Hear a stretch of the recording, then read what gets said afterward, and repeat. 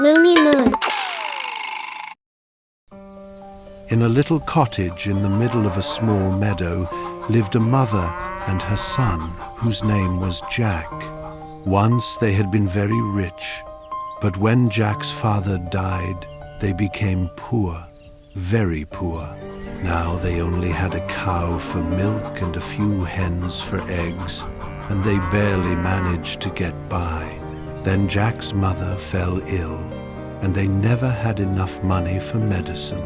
So one day, the poor woman called her son. Jack, listen to me. Take the cow and go to the market. Sell her and try to get as much money as you can. I would go myself, but I'm too weak. Don't worry, Mother. I'll do everything right. Come on, cow. I'm sorry to leave you, ma'am, after so many years. And so Jack and the cow sadly set off for the market. Along the way, an old man sitting by the side of the road stopped them. Hey, boy, where are you going? I'm taking this cow to sell at the market. They can't keep me anymore. They're giving me away. Sell this cow to me. I'll take good care of her, and in return, I'll give you this bag of beans. Thank you, sir. But my cow is worth much more than that. What an insult. A bag of beans for a fine cow like me. But these are magic beans. Ah, they are magic. Well then, it's a deal. Do you want to go with the man cow? I'll go, but it still seems like very little. A bag of beans, even if they're magic, what a deal. And the cow walked away with the old man grumbling. Jack, feeling very proud of his beans, ran back home. Mother, I got this bag of beans for the cow. What? Jack, have you lost your mind? A bag of beans for a cow. But they're special beans. And what are they? Made of gold, maybe? No, even better. They're magic. How can you believe such things? You're so gullible, Jack. A bag of beans for a cow. I'm so angry. That's it. I'm throwing these beans out the window. And you, straight to bed without dinner. Jack, feeling sad, obeyed. When he was in bed, he felt like crying for making his mother so upset. But deep down, he was sure the old man hadn't tricked him. How can I prove to Mother that these really were magic beans? I wouldn't even know the difference between normal beans and magic ones. But now, she threw them out the window. Finally, Jack fell asleep, and in his dream the old man appeared. Jack, your cow is fine and sends her love. Remember not to waste the beans I gave you. They will be very useful. Goodbye. The next morning, when Jack woke up and looked out of his little bedroom window, he stood there with his mouth wide open in amazement. Who would have thought? In the exact spot where Mother threw the beans, a huge, tall beanstalk has grown. So, the old man was right. They really were magic. I want to see how high it goes.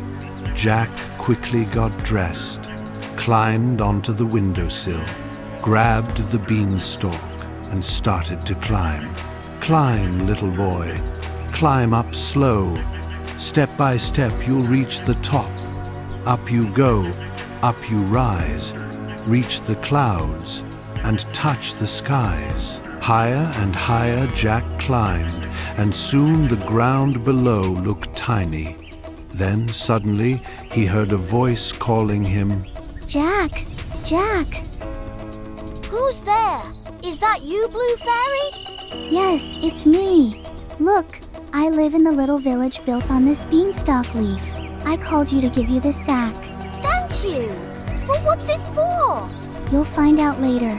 You were very brave to climb all the way up here, Jack.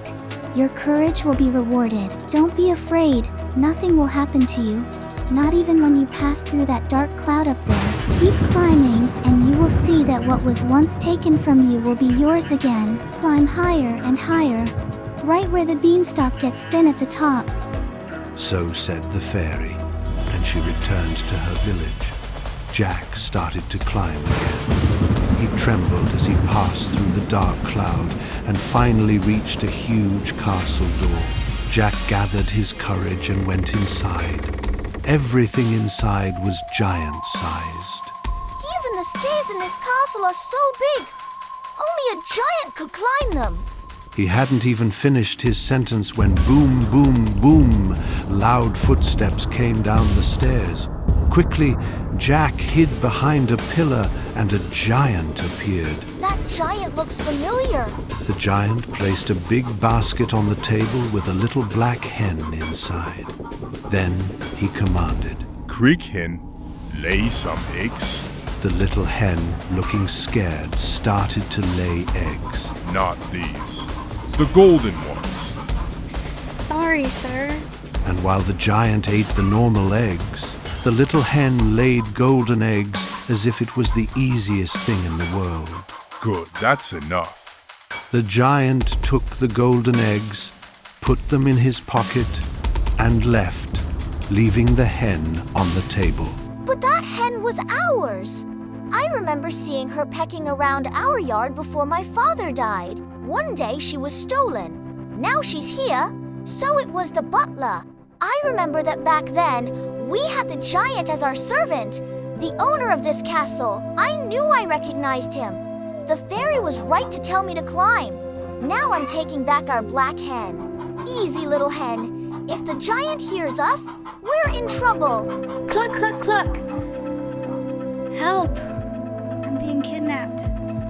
Police. Help. Be quiet. Do you want the giant to hear us?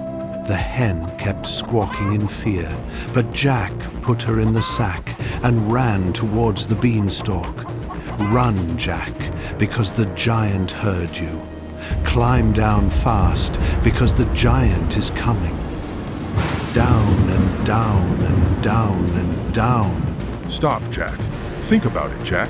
Come and get me, you thieving giant. I'll catch you, you little rascal. Climb down the beanstalk too. When I catch you, you'll be sorry. Jack jumped to the ground while the giant was still climbing down the beanstalk. He grabbed an axe and, with a few strong swings, chopped the beanstalk down, making it, and the giant crashed to the ground. When the giant fell, he made such a big hole that he could never get out again. Then Jack ran happily to his mother and told her everything. Together they took the little black hen out of the sack, and she began pecking happily in the yard in front of their cottage.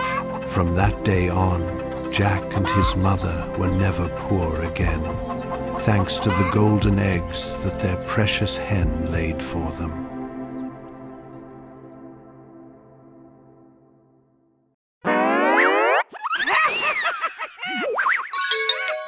Lumy Moon.